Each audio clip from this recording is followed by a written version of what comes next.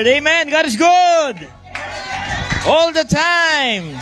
Okay, maligayang Pasko po sa ating lahat. Merry Christmas at saka syempre isa pong masagana na bagong taon. Pag sinabi niyo pong prosperous New Year or blessed New Year or Happy New Year, huwag ka agad sa wallet, pitaka, bulsa, bangko, papasok na pera, hindi. Hindi, susunod na lang yun. Pinakalas na po yun. Pag tinignan po natin yung panlabas ngayon, kung nakatingin tayo sa panlabas, delikado po. Baka tayo magalaw, mayanig, mamove, dahil hindi po maganda ang nangyayari sa mundo ngayon. Pero pwede pa rin tayong maging mga higit pa. Hindi lang mananagumpay, kundi ang sabi ng banal na Biblia o banal na salita ng Diyos, higit pa sa mananagumpay. English, we are more than conquerors. Hindi po sa mundo yan. Ang sabi ng Bible sa Romans 8, through Him that loved us. Kanino po at sino po ang tingin niya sa atin ay higit pa tayo sa mananagumpay? Yung mundo ba? Hindi. Kundi doon sa mata ng umiibig sa atin. Sa mata ng Panginoong Jesucristo, hindi tayo talunan. Sa mata ng Panginoong Jesucristo, tayo po ay higit pa sa mananagumpay. So, ang dami po nagtatagumpay. Nadinig ko yung magagandang testimonies. Simula kay Brother Ray Mahal. Amen. Siya na po ang kapalit ni Brother Ray Langit. Mga minamahal, dahil sa tingin ko si Ray Langit, nasa langit na yata. So, ngayon, nandiyan man si Ray Mahal. Okay? So, blessed tayo doon. Maganda yung testimony niya. Yung si 24 days of bloody... Oy, maganda yon. Nakuha ko yung message ni Lord. December ba nangyari? Kasi alam niyo po, darating na po ang 2024. 24 days. Sabi, ang message doon, habang sinishare ni Sister Jonah, sa loob po ng 2024, sa buong taon, 24 hours a day, tayo ay covered ng blood ni Jesus Christ. So I declare, sa iyo lang pinadaan yon, sa iyo lang pinaranas, no?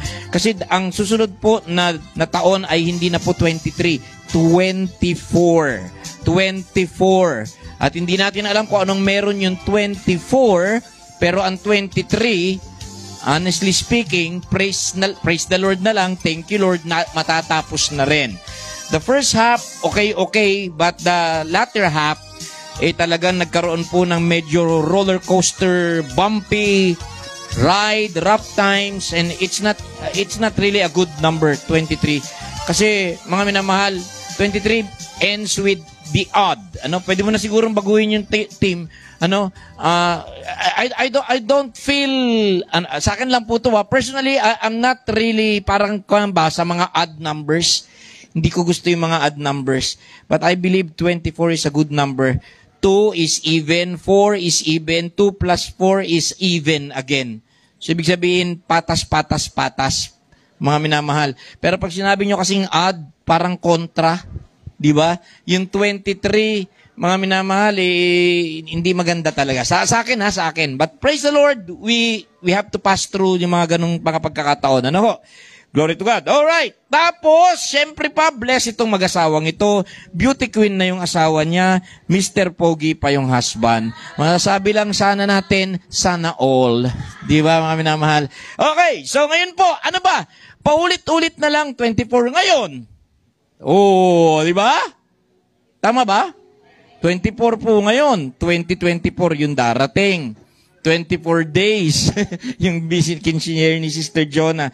Teka, ano pa pag-uusapan natin ngayon, mga minamahal? Masyado na po tayong na-orient or very much acquainted and familiar na sa Christmas story. And, last Sunday, it's all about Christmas. Pero ngayon, ang message po na nilagay ni Lord sa heart ko is, tuluyan na natin to. Papasok tayo sa bagong taon, mga minamahal. Ano po? At paano tayo magiging matibay, malakas, masaya, matatag, at nagpapatuloy pa rin kahit anuman po ang mangyari next year. Okay? So, pag sinabi po natin 24 and you're reading it from the Gospel of Matthew, it speaks of the end, mga minamahal.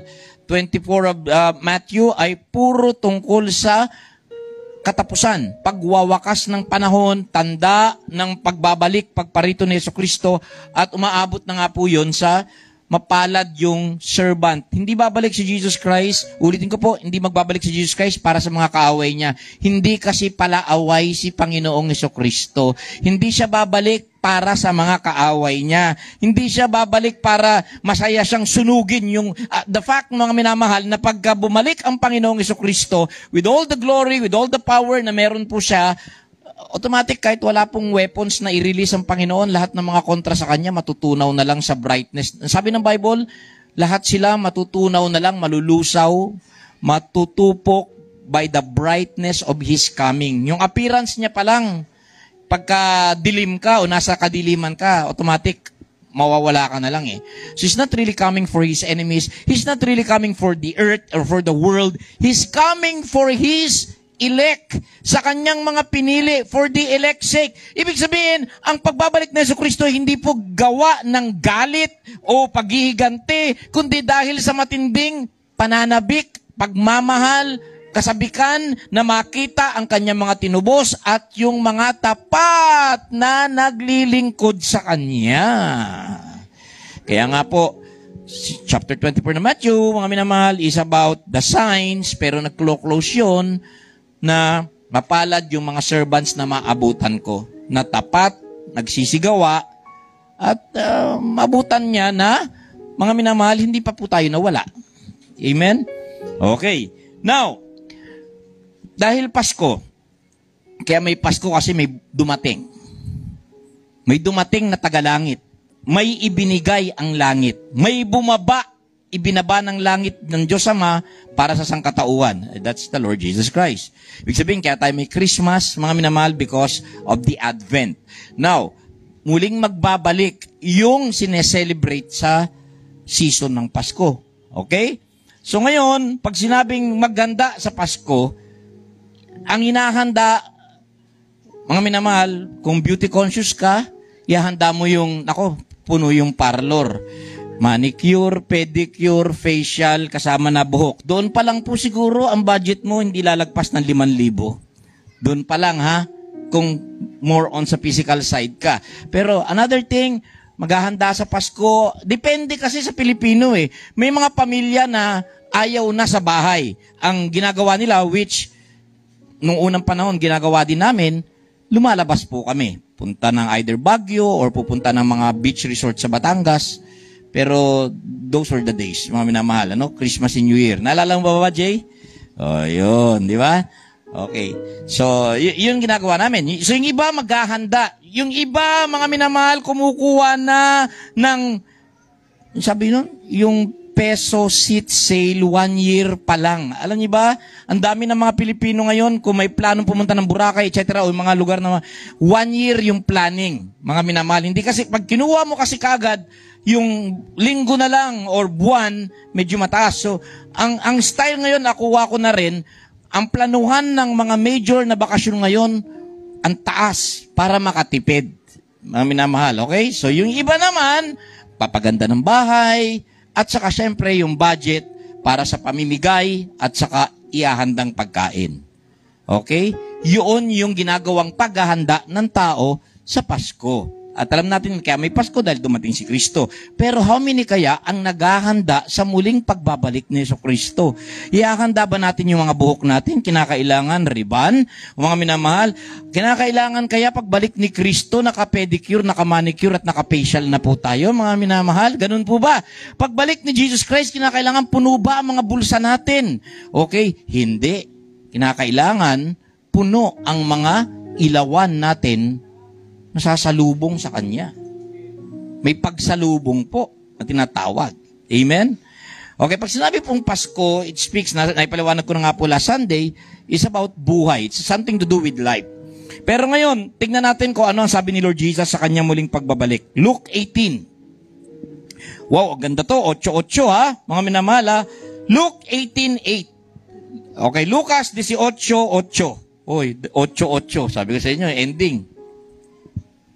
Sabi ni Jesucristo, I tell you that He will avenge them speedily. Nevertheless, subalit ngunit datapat gayon paman, When the Son of Man cometh, sabi niya, sa aking pagbabalik, how many will He find faith on the earth? How many will He find on the earth who have faith?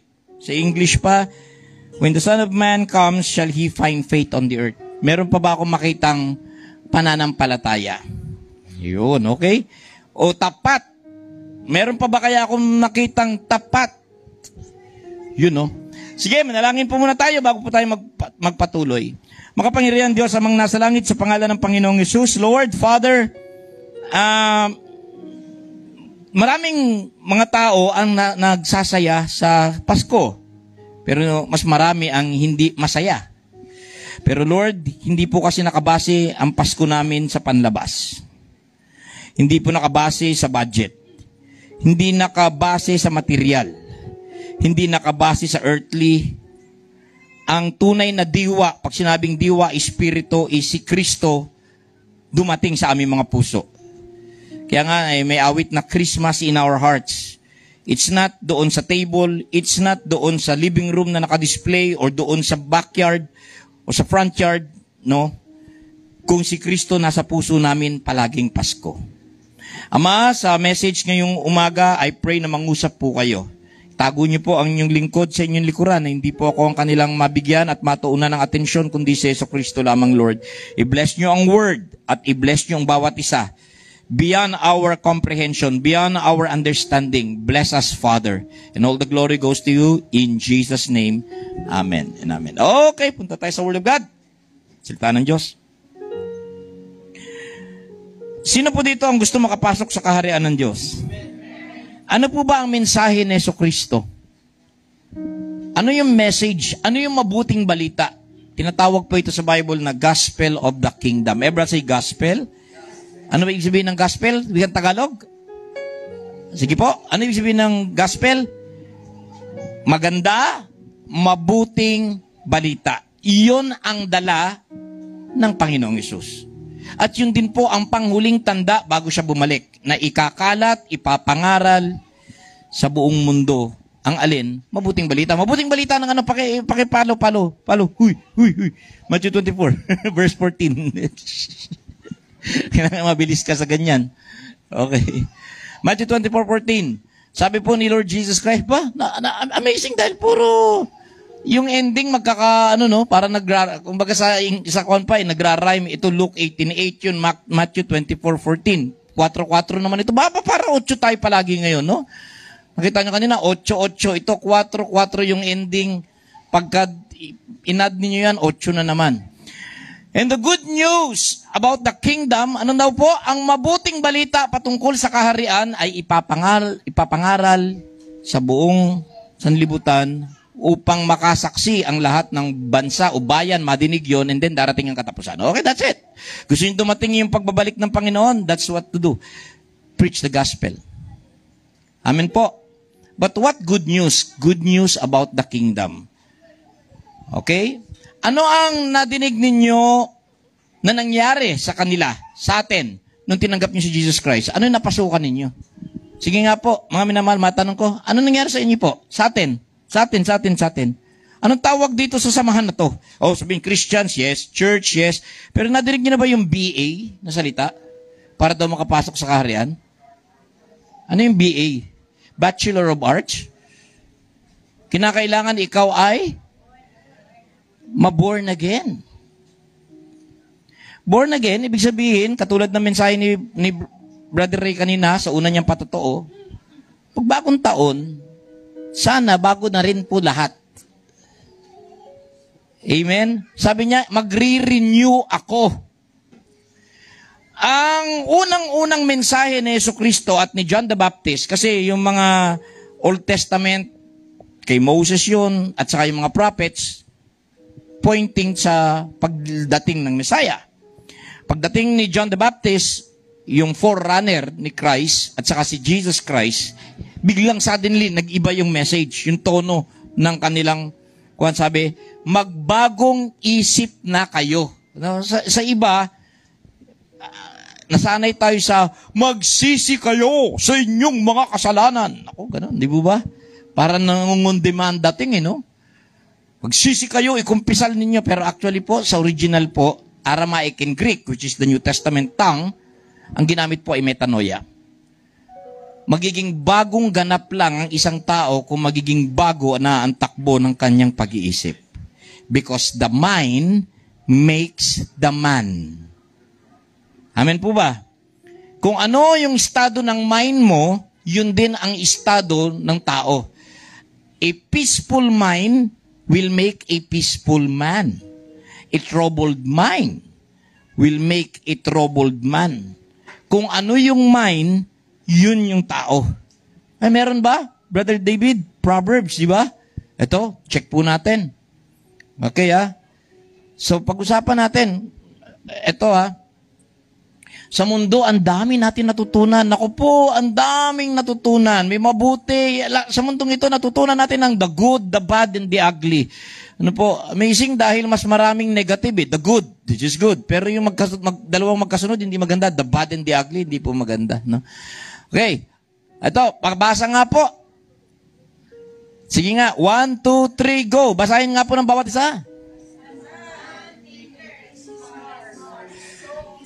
Kung ano ang iniisip o minumuni-muni, nako, lalim na Tagalog, o pinagninilayan, nako, Tagalog na naman, o pinagbubulay-bulayan, nako po, wala ba maganda-gandang Tagalog?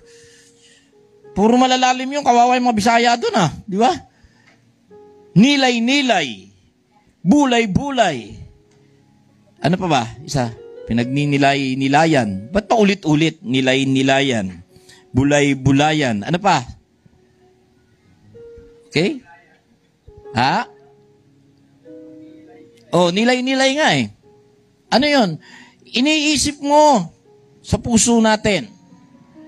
Okay? Ibig sabihin, ano ba ibig sabihin nun? Iniisip sa puso. Di ba ang ginagamit sa isip ay yung ulo, yung utak? Bakit sa puso? Ganito po simple yan. Ito ang ginagamit natin sa pag-iisip. Pero ang tama, eksaktong, mas modernong 2023 updated version nun is yung mga kaisipang pinupusuan mo. Yun po ang ibig sabihin nun. Dahil hindi lahat na iniisip natin, dinadamdam natin. Tama? Okay. Kasi alam niyo ba, mababasa tayo sa English na ang suot pa ng mga tao nun, ng mga lalaki nun, puro baluting bakal, di ba? Mga dalang espada. 1611 pa po yan mga kapatid. Nasa 2023 na tayo, 2024. So medyo hindi maganda yung pagkaka-English. Pero sa mas modernong thought, ganito po, mga kaisipang pinupusuan ng tao, yun siya magiging. Nilagyan mo kasi ng damdamin. Hindi lahat na iniisip nyo, mga minamalo, iniisip natin, dinadama natin. Tama po ba? Minsan may mga sumasagi, mga singbilis lang ng kidlat, ng mga flashes, pero walang dating. Pero yung mga dinadama, dinadamdam, ayun at pinupusuan nating mga kaisipan, yun ang magiging tayo. Yes? Makaka-amen po ba kayo? Makaka-amen po ba kayo na hindi lahat ng iniisip natin, pinupusuan natin? Diba? Minsan iniisip mo na bigla lang sumagi na ganito. Naku, darating yung maniningil ng utang mo ngayong araw na to, pero dinidisregard mo, diba? Ayoko isipin yan, diba? Okay. Minsan may mga kaisipan na ayaw mong isipin. Ayaw mong entertainin. Mga minamahal, hindi mo, sinasarado mo yung pinto. Pero, mga kapatid, may puso na tinutukoy dito Saan ba ang pintuan ang sabi ng Bible? Ang pintuan sa utak? Hindi, ang pintuan sa puso.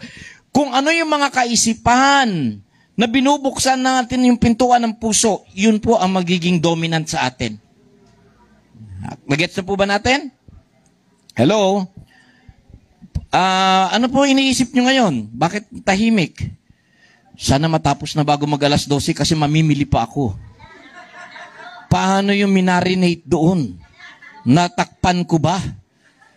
Baka kinain na ng mga daga. Nako, hopefully hindi po ganun yung isip natin. Hindi pa tayo tapos magbalot. Makakabibili pa ba tayo ng wrapper mamaya? Hopefully nandito po kayo. Okay. Hindi, ayan po ninyo. Hindi po ko pakakahabaan. So, may mga isip o kaisipan na magbibigay po ng ilaw at liwanag sa buhay natin. At may mga kaisipan din na magpapadilim at magpapakurap. Amazing, dahil Englishin mo man o Tagalogin mo, ang word na kurap, hindi maganda, Sa English, pag sinabing kurap, bugok, bulok. Pag sinabi mo naman sa Tagalog na kurap, pinikit. Di ba? So, hindi maganda. Walang kukurap-kurap. Amen po. Now, eto po, mga minamahal. Pagbalik ni Kristo, kinakailangan mayroon pong ilaw o ilawan. Gatong ito gatong. Mga kapatid, hindi tayo pwedeng maglagay ng tubig sa ilawan o sa lampara dahil siguradong wala po itong ibubugang apoy. Ang apoy ay kakain ng something na meron pong substance na flammable. Na kaya po siyang, nagit po ba ninyo? Hello, are you with me? Bigay nga po kayo, tatlong grupo to, pero dalawa lang hingin ko. Give me a liquid substance na kaya pong magpailaw sa lampara. Oil. Langis. Bakit langis? Okay. Okay, may oil. Tama po yun. Nakasubok na po ba kayo? Yes, okay. Ang oil. In fact, sa Davao, merong isang klase na pamilya ng palm tree. You know? Kasi pag sinabi mo palm, nakikita natin, matataas masyado no? Mga nyog. Pero sa Davao kasi, ang dami, ayan no, si Sister Mylene, tama ba? Taga Davao ka, ang daming klaseng halaman at puno pag sinabi po doon sa Mindanao na yun. Doon po ako nakakita ng parang, pwedeng makita din ito sa Arabia, sa Middle East. Pero doon ko nakita sa Davao, mababa lang na mataba na klase na parang puno ng nyog, pero hindi po siya nyog. Palm po siya Palm. Yung palm oil. Tapos parang, hindi malalaki yung buko niya. Parang mga chiko lang. Ganon, parang mga kuhan. Alam niyo po ba na kaya po ninyong maging ilawan yun magdamag? Ginagamit. Ito, alam niya, taga Davao ka ba? Asa makakikan? Agusan. Meron din doon sa magbisaya na ta. So, meron po doon, mga kapatid. Ganyan lang para siyang bukol, ganyan. Okay? Tapos, yung tuyo nun, pag sinindihan ninyo, it's enough, yung isang bunga, yun, palm oil, magiging, kuhan po siya, doon po nakakita. You don't really need a lamp. Yung bunga niya lang po is sapat na. Bakit kaya? Kasi yung fat content po niya, it's the fat. Everyone say fat. Wala sa, ayoko. Nasa bucket list ko yan na gusto kong i-eliminate. Alam nyo, depende. Sugar can also carb. That's another form. That's carb. Now, undeadly, kasi dun sa amin, sa Iligan, yung treasurer ko, nag-i-spearhead siya ng tinatawag po na low-carb community. Kung mahilig ka sa taba, kumain ng taba, chicharon, crispy pata, etc., pwede na hindi ka aatakihin sa puso. Pero at least may 7 days ka na preparation bago ka pumasok ng keto diet. Pero pag taba lang, ika-cut down mo na ngayon ang pagpasok ng carbohydrates. Naget po ba natin? Sanay pa naman tayo ngayon sa kanin. Pasta. Anything na may starch, anything na may sugar, mga minamahal, starch and sugar, carb po yun. Nag-create din po ng energy yun. Now, pag sanay ka sa ganon, yun kaagad ang unang-unang tututukan ng metabolic system mo na sunugin. So pag tinagdagan mo ngayon ng mga fats, hindi naman natin kailangan ito, sasabihin ng system ng utak mo, ng katawan natin, store mo na lang, store. So, hindi yan ang priority natin sunugin kasi maraming carbs. Yun, naget po ba ninyo?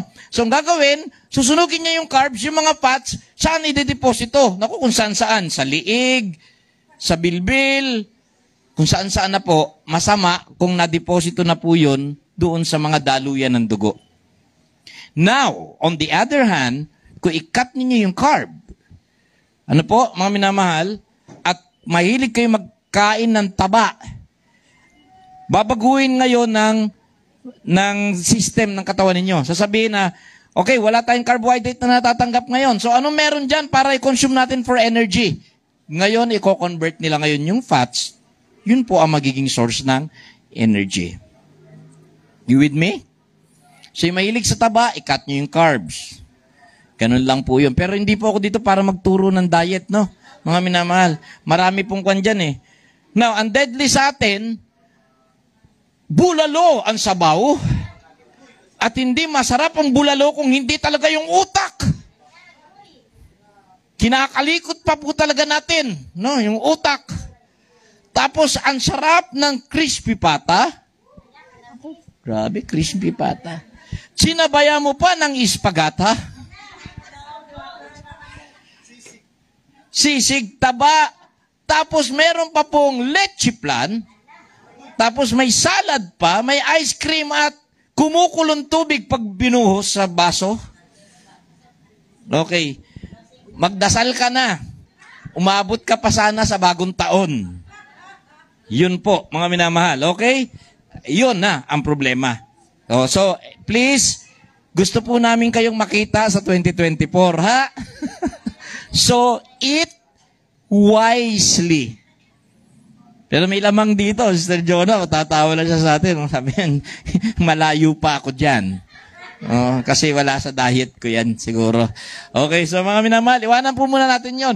So, alam niyo po, para umilaw yung mga ilawan natin, all truth is parallel, kinakailangan yung ipapasok natin sa puso nating mga kaisipan ay substantial. Puno ng mga energetic po, energy pack na mga substances. Naget po ba ninyo mga minamahal? Kasi kung wala kang makuwang enerhiya dyan, sigurado, pag hindi kaya mag-provide ng energy, mga minamahal, don't expect na iilaw ka. Amen? So may mga kaisipan na kung tawagin po sa cymatics o sa physics, may mga tao na, ito na naman, binalatan na naman yan ng science. Hindi ba pwede lahat spiritual na lang? Hindi ba mas maganda binibigyan po natin ng... Kasi yung iba naman, matatalinong tao, ayaw naman nila puro spiritual lang. Kasi nga, pag puro spiritual ka naman, hindi mo kaya scientifically explain. Ang lumalabas para kang fanatic. Lahat na lang pinaniwalaan mo, kahit yung mga puno, may espiritu, kahit yung bato, may espiritu, tanan, may espiritu. So ano na labas sa atin kung wala tayong, there should be a balance between reason and spiritual things.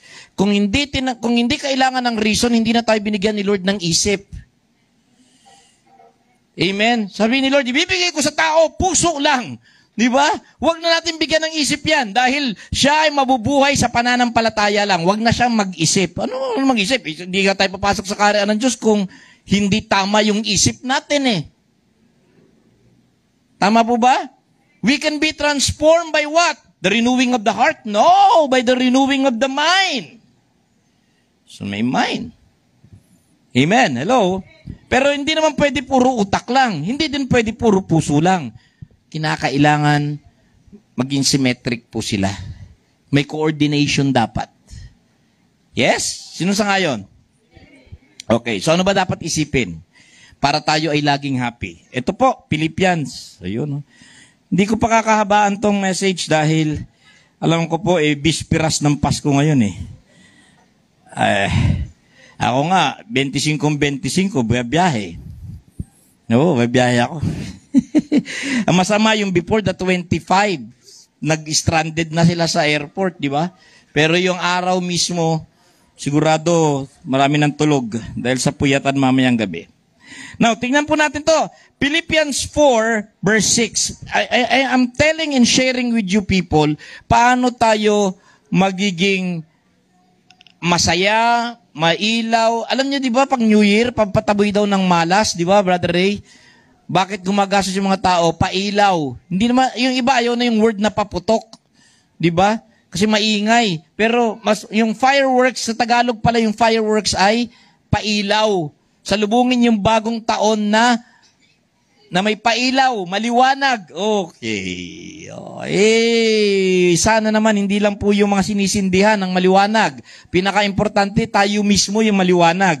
Dahil hindi natin sasalubungin si Kristo na dala ay mga ay, babalik ko si Jesus Christ. Mag-ready tayo. Dapat meron tayong mga whistle bomb. Dapat meron tayong mga fountain. Ano po? Hindi po ganon. Sila na magpro-provide nun. Ang fireworks, pagbalik ni Kristo, siguradong surefire. Lahat ng kalaban niya tunaw. Ganun lang naman. Pagbalik niya, puro apoy. So, hindi na natin kinakailangan tulungan ng fireworks. Amen? Okay. Philippians 4, verse 6. Sabi po, Nakita nyo sa NLT, don't worry about anything. Okay? Sa King James, be careful for nothing. Or, don't care sa mga bagay na walang kakwenta-kwenta. Okay? Instead, pray about everything. Tell God what you need and thank Him for all He has done. Maganda, no? Okay? Do not think ng mga bagay na walang value ba? Don't worry about anything. That's anxiety. That's be careful. I don't care if it's ang value po niya. Kung ang value niya ay 0, don't care about it. Yun sabi, be careful for nothing. Okay? Nothing means 0. So wag mong entertainin yung mga walang halaga. Subalit, lahat ng bagay, daanin sa panalangin at, tama ba? Panalangin, tamang pag-open yan, express nyo sa Panginoon yung mga pangangailangan na may kasamang pagpapasalamat. Pag lumapit tayo sa Diyos, magpasalamat na lang tayo. Amen po? Lalo ko alam natin, pasado kay God yung hihingi natin. Pray according to God's will. Sure yun. Naniniwala po kayo. Kung ang hinihingi natin ay base o nakalinya sa kalooban ng Diyos, sa tingin ninyo kukontrahin ng Diyos yun? Hindi. Kasi naka-align na sa will niya eh. O, di ba? Pero pag mayroon tayong hiningi na salungat, eh medyo pahirapan kumbinsihin yun, mga minamahal. Dahil sa dasal eh, palagi may kasama palagi sa dasal na, thy will be done. So, nakita niyo po, thy will be done. Mas madali yung dasal kung may thy will be done. Kinakailangan yun, hiningi natin base, nakalinya, doon sa kalooban. Dahil kung hindi kalooban ng Diyos, medyo, naku po, baka ilang taon na, hinihingi mo pa rin. Okay? Next, ang susunod. Verse 7, hanggang 8. Verse 7, meron pa tayo, Brother David? Okay, sa English, hanggang 8 ha. And the peace of God, the shalom, alam niyo po yung word na shalom, ay www. Ever say www? Come on. Okay, www. Ano ang greeting sa Muslim na maganda sa Muslim? Ano yung greetings nila na maganda sa kanila? Salam. Actually, kinuha po yun sa shalom eh. Shalom alaikum shalom. Di ba? O, pagka sinagot mo naman siya, malaikum shalom. O, di ba? Para di sa Japan, o genki desu ka? Genki desu. Ganun, o, di ba? Pag sabi, how are you? Oh, I'm okay. Genki desu. Inugenki ka, gigenkihin mo rin. Ano ba yun? Ang gulo. Ganun din eh. Sinalam ka, di shalamin mo rin. Di ba? Shalom alaikum shalom. Shalom. O, di ba? O, pag sinabi din na, o genki desu ka, genki desu. Ganon, di ba? So, yung shalom means, naisip natin palagi, peace. But actually, it's soundness. www, maganda po yun. It's an all-inclusive word. 1, whole. 3, well. 4, 1, 2, 3, ba't na 4 na? 1 is whole. 2 is well. 3 is wealth.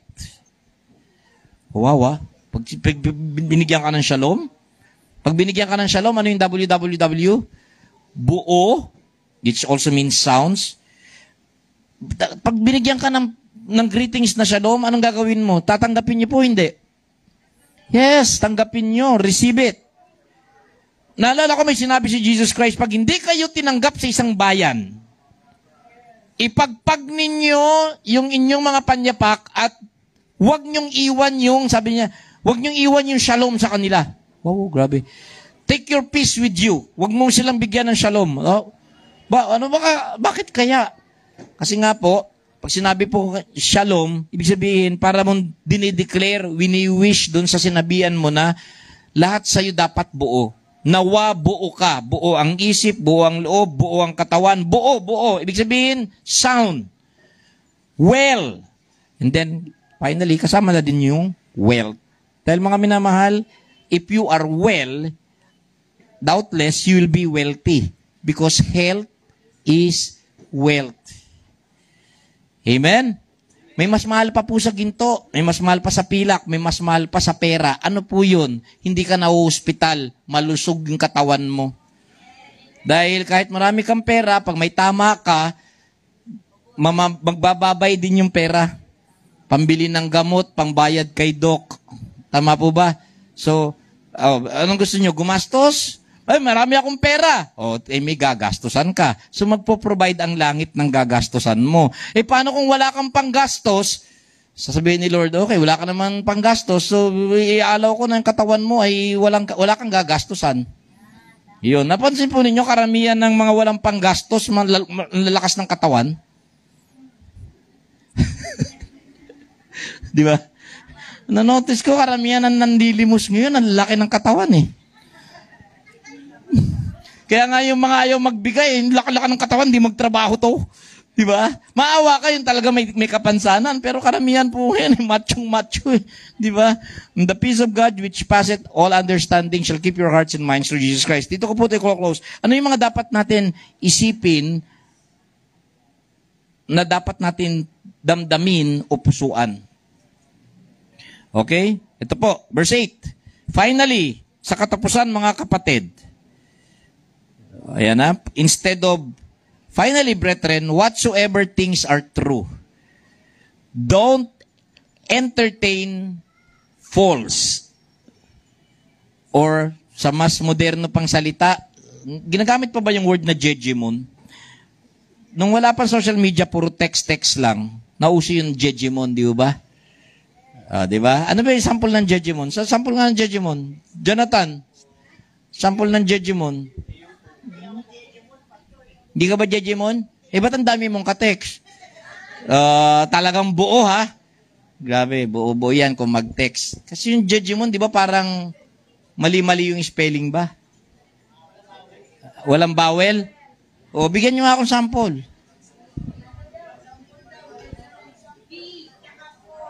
Ha? B4. Yun, ganun ba? Ano ba yung, minsan, alam nyo, wala talaga akong kalaman. Minsan may mga, di ba may mga nagte-text yung maganda yung senior mo, tapos sasagutin ka ng LOL. Sabi ko, in Jesus' name, bakit ako minumura nito? Sus, nakakahiya po. Akala ko minumura ako ng LOL. Yung pala, laughing out loud. Di ba sabi ko, binalikan ko kaya ng text na gano'n, kapatid, Mateo, sino man na magsasabi sa kapatid niya ng ulol, nanganganib ang kanyang kaluluwa sa apoy ng impyerno. Sus, lalo ako nilol. Sabi niya, hindi po pastor ulol yun. Ibig sabihin, laughing out loud. Ano ba? Hindi ko di ba? Marami, mga parang initials na lang, di ba? Chak, chak, chak, chak, ganun. Grabe. Okay, anyway, those were the days. Hindi ko lang alam kung may jejemon pa rin ngayon. Pero, social media na kasi. Di ba? Napakamura na po na mag-internet kahit walang internet, kahit nasa jeep ka, nasa bus ka, kahit nasa labas ka. Kasi nga, may mga data na. Tama po ba? So ngayon, pwede ka na pwede ka na mag-surf kahit wala kang wifi, kahit wala, di ba? Dahil yung SIM, naloloadan na po ng data. Tama po ba? Pero karamihan sa social media ngayon, anong meron? Buti pa yung jejemon, fake news. Tama? Daming fake news. Tama po ba? Okay, sabi nyo, fake or no, ha? Hiwalay na si Katniel. True or false? True. Patay na si Ronaldo Valdez. True. Manahimik kayo sa hiwalayang Sian at saka Kim. True. Ba't alam ni Pastor lahat? Okay. I-deport na ang ex na asawa ni Pokwang. True. Sabi ko sa inyo alam na alam, ano? Malaki ang binayad kay Vice Ganda ng McDonald's. True. Ito, dito nyo itanong, laki daw sa... Unfair. Parehas ba ng binigay kay Paulo o hindi? Alamin mo yan, dahil pagka mas mataas kay BG kumpara kay Paulo, magpaprotesta ako doon. Mas maganda naman kaya si Paulo, di ba? Oh. Okay, karamihan ng mga sinabi ko, puro true. Wala ba? Ano ba? Bigyan nyo ako ng fake. Ano ang fake? Ano ba ang mga fake? Patay na si President Vladimir Putin. Fake. Si Mr. Bean, patay na raw. Fake. Yan, ang dami din fake. Mga artista. Ha? Sino? Si Manalo, pregnant? Ayun, fake na fake yun. Kailan ba naman, ano pa ba? Isa pa mga, ano, marami pong fake news. Maraming fake news. Oy, grabe naman, viral na ba yun? Ha? Nangayayat si Brother Mahal. Uy, fake yun. Ha? Ito ang ebidensya, kitang-kita pa, di ba? So mga minamahal, ingat po sa mga fake. Saan ba mga fake? Pag yung mga balita na yan, okay lang, pero pag may kasama na pinansyal, lalo kayong mag-ingat. GCash na involved, TikTok, di ba? Ang daming reklamo na ganyan ngayon, na seller ganito, ganyan. Napapanood ko lang na ganon. Totoo po ba? Hindi. Marami. Okay? Pero panoodin nyo na lang kay, Wanted sa radyo. Yan, di ba? Wanted sa radyo. Sinong bida sa Wanted sa radyo? Yun, si Tulpo. So sabi mga kapatid, anything na mali, huwag ninyong entertainin. Anything na may kasinungalingan o hindi totoo, tinuod, dili tinuod, stay lang po kayo sa kamatuuran, ayaw sa bakak. O, anong bakak? Huwag sa kasinungalingan. Huwag kayo maniwala kaagad. Huwag lahat pinapaniwalaan agad. Amen? Wala na amen ah. Kay dami ng winasak na tahanan. Kay dami ng pusong sinugatan. Bakit? Naniwala sa mali. Di ba? Dadalhin kita sa aking palasyo. Palasyo ko agad, minutel ka lang. Paano yun? Yan ba palasyo mo? Sogo? O, di ba mga minamahal? Yun. So marami na nagkaluko-luko ang buhay dahil sa paniniwala sa mali. Tama ba? Amen ah. Parang napakalalim yata ng aking... Okay. Whatsoever things are honest. Parang totoo na naman din yun, di ba? True and honest, parang the same. Whatsoever things are just. Okay na, igawan mo na, gawin mo na ng NLT kasi parang ano na rin yan malalim na rin yan Just. Ano ba yung just? Fair. Patas. Matuwid. Kasi yun po just, fair, righteous, it's just the same. The just shall live by faith or the righteous shall live by faith. Anything na, from the word just, dun galing yung word na justice. It's fair. Something na patas at maganda. Honorable and right. Nakita niyo po dito. Ito na lang, gamitin natin para mas moderno, no? Ano mga bagay na kagalang-galang at matuwid o tama. Yun ang isipin natin. So meron na po tayong, kumbaga, checklist sa mga papapasukin sa, maraming listen, people, please, maraming pumapasok sa isip natin.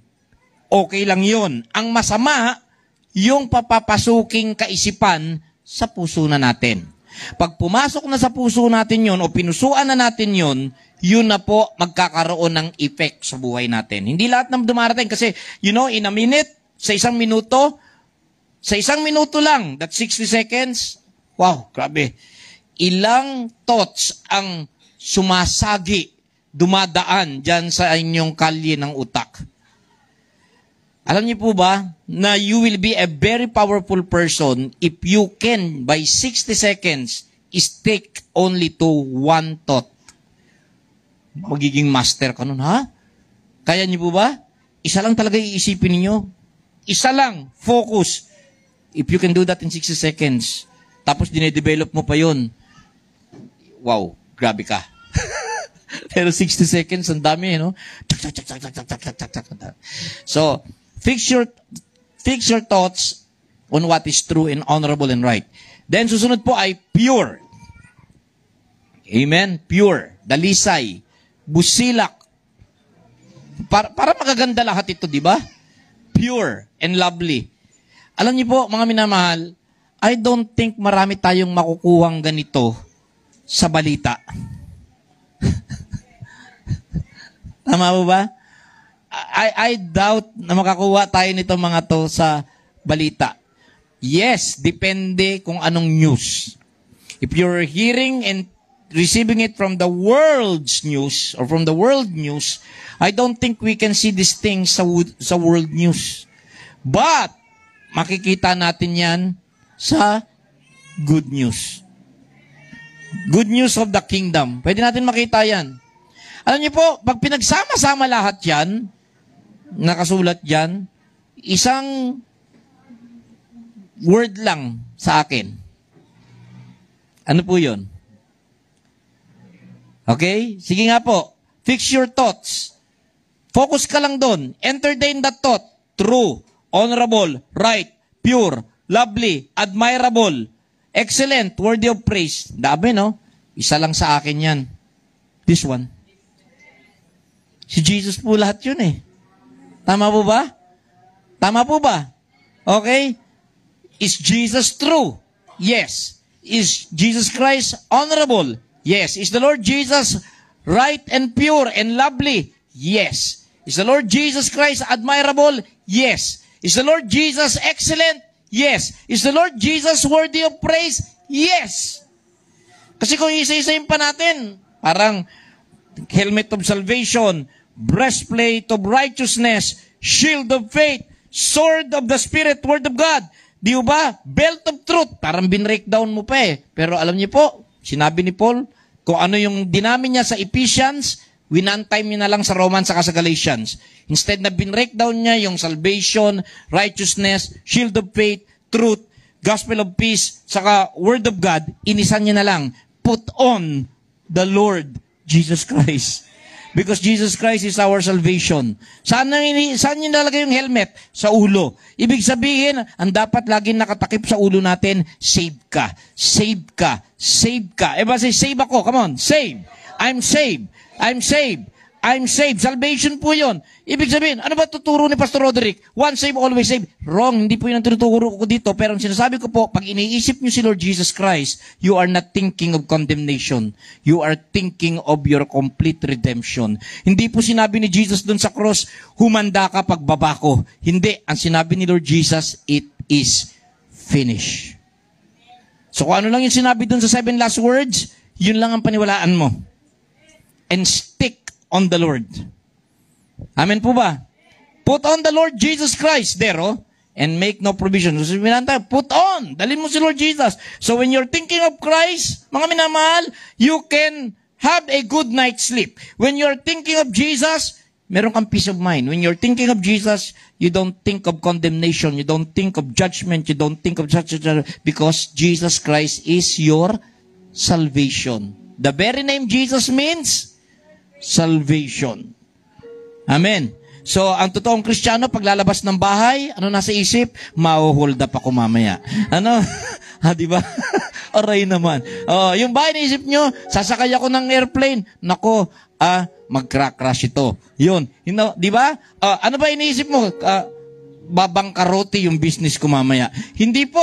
Hindi ganun na nasa isip ng isang tao na nag-iisip kay Jesus. Save yung bahay ko, save yung sasakyan ko, save yung business ko, save ako, save yung pamilya ko, because I am thinking of Jesus Christ. Jesus Christ is my Savior!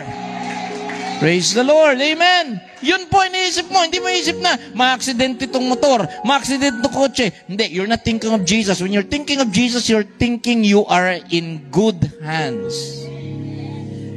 May bangko ba na ganon? You're in good hands? Ano yun? Metrobank, no? You're in good hands with Metrobank. Ang problema, wala akong account sa Metrobank. Hindi din totoo yun. Wala kasi mga propaganda nila. Good and Metrobank. Tapos yun ang video, sabi, will find ways. Naku po, ilang oras ka na. Kung hindi ka tumatawag sa PLDT, yung regular load mo lang, 200 na, hindi pa ka na-entertain nung tinatawagan mo. Di ba? And we find ways. Naku po, video. Cut it out. Di ba? So, ang dami nilang mga nasabi. I just trust the Lord. Amen? Amen po. Kay Christ approve. Now, next, righteousness. Sa dibdib, righteousness. Everybody say righteousness. Sa isip, salvation. Sa dibdib, righteousness. Yun, mga minamahal. Ang tinitibok, ang binubugan ng dibdib natin, hindi yung condemnation, mga minamahal, but righteousness. When you are thinking of Jesus, ang puso natin ay nagsabing, the Lord has made me righteous before God the Father. Diba?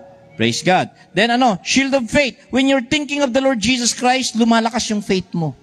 Sabi nga ng Bible, looking unto Jesus who is the author and finisher of our faith. Okay? When we meditate on Jesus, mga minamahal, you have the belt of truth. Para saan yung belt, mga minamahal? Kailangan. Okay, pero dito nakita natin yung belt is very much to do with security. Kaya ba? Oh yes. Makaka-relate ba? Yes. Sa aeroplano, pagka take off sa landing, sa kapag may mga turbulence, to keep you, mga minamahal, safe, get your belt na talagang fasten. No? Sabi, fasten your safety seat belt. And hindi lang po sa aeroplano yan. Kahit hindi pa kayo nag-aeroplano, kahit sa mga sasakyan, nakalagay fasten seat belts. Iba yung naka-seat belt sa hindi naka-seat belt. Kung may sudden impact, ang chance ng survival nung naka-seat belt ay mataas na mabuhay ito kaysa sa hindi naka-seatbelt. Nakuha po ba natin? Pero hindi na ako kinakailangan mag-seatbelt.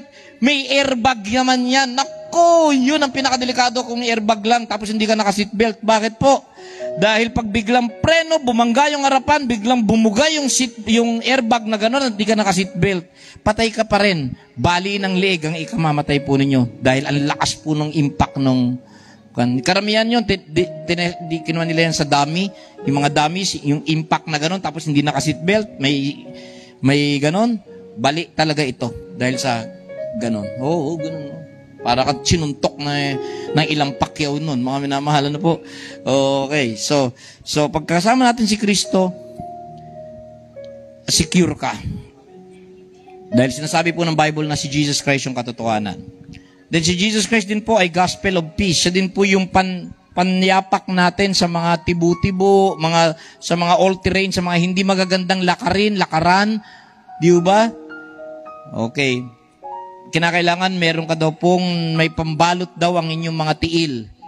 Nababalutan ang inyong mga paa ng talagang combat gear para dyan. Alam niyo po, mga minamahal, hindi ka rin biyahe ng maayos, makatayo, makalakad ng maayos kung damage yung paa, mga minamahal. Lalo kung minsan yung terrain, minsan may mga dinadaanan tayo na okay ka, pero ang problema, yung dinadaanan. Tama po ba? Ginagamit mo natin minsan yung mga problema natin. Now listen, ito ang good news. Please, put this in your heart. Lahat ng pangit na dumarating sa buhay ng tao ay tinatawag pong pagsubok, problema, at pinagdadaanan.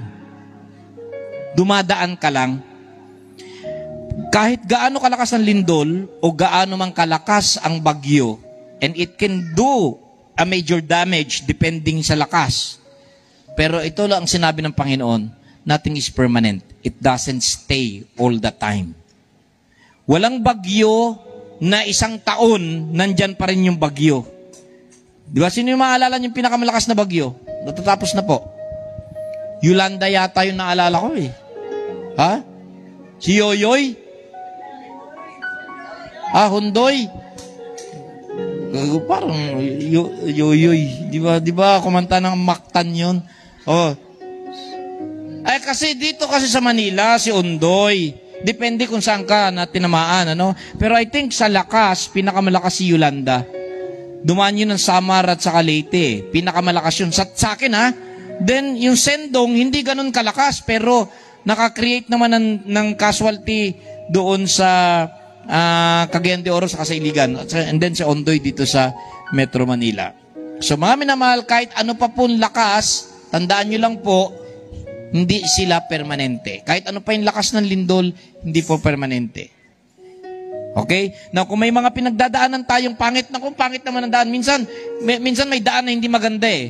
Pero kinakailangan lang ayos yung sapatos mo. Amen? Okay. Then last, sword.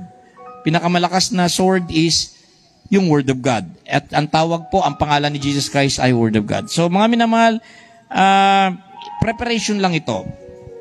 Kasi hindi na naman tayo magkikita ng New Year. Magkikita po tayo New Year na. Okay, matagal tayo hindi magkikita eh. Isang taon. Iniwan ko po kayo ng 2023, makikita ko kayo 2024 na. Di ba isang taon yun? Di ba? Di ba? Wow. Pero isi-shortcut na lang po natin yun. Siguro, ganon, no? So, see you next year. Pero preparation natin for the new year. Amen? Okay, so, ngayon po, mag-pray po tayo. Pray natin ang bawat. Tumayo tayo sa presence ng Lord. Yang kay buti ng ating Panginoon, nagtatapat sa habang panahon, maging sa kabila ng ating pagkukulang, biyaya niya'y patuloy na laan. Siya nga po, Lord. Katulad ng pagsinag ng gintong araw, patuloy siyang nagbibigay tanglaw. Kaya't sa puso ko't damdamin, ang katapatan niya'y aking pupurihin. Dakila ka, O Diyos, tapat ka ngang tunay, magmula pa sa ugat ng aming lahi. Mundo'y magunaw man, maaasahan kang lagi, maging hanggang wakas nitong buhay. Kaya,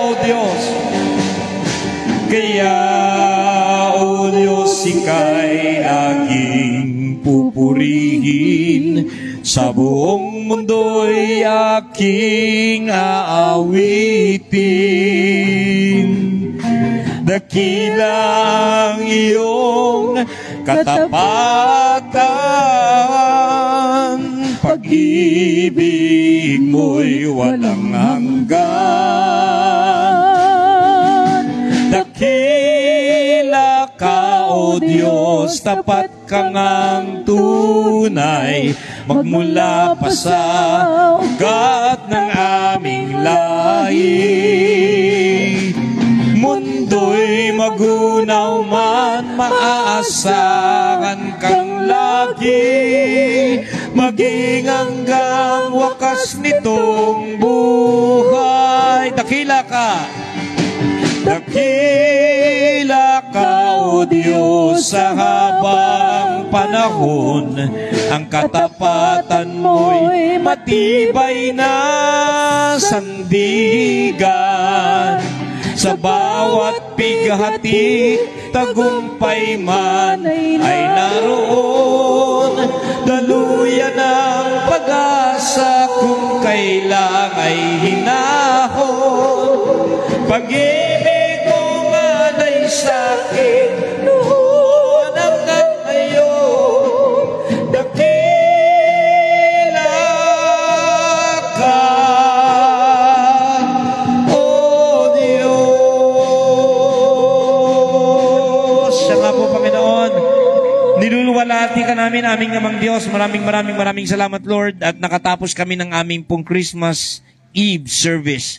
Alam ko po na marami ang nag-sacrifice ng kanilang oras at panahon just to come and worship you, Lord. Alam namin na market day ngayon, pero ang ilan sa kanila, sinarado pa muna nila ang kanilang mga merkado. Ang prayer ko sa pagbabalik nila, kung ano yung mga na-miss na mga napagkakataon, ay higit pa sa doble, triplehin, i-quadruple niyo pa po, Panginoon, ang kanilang mga blessing. Ingatan ninyo ang bawat pamilya sa aming mga pag-uwi, sa preparation nila, sa sama-samang Noche Buena mamaya hanggang sa araw po ng Pasko. Lord, hanggang sa pagdating ng bagong taon, bawat isa ay umiilaw, maliwanag, masaya, masigla at puno ng tagumpay. Selyuhan niyo po yan Panginoon, ng biyaya ninyo, ang pag-ibig ng Diyos Ama, ang pagliligtas ng Jesucristo, at ang pakikipisan ng Espiritu Santo. All the glory goes to you, Father, in Jesus' name. Amen and amen. God bless you po.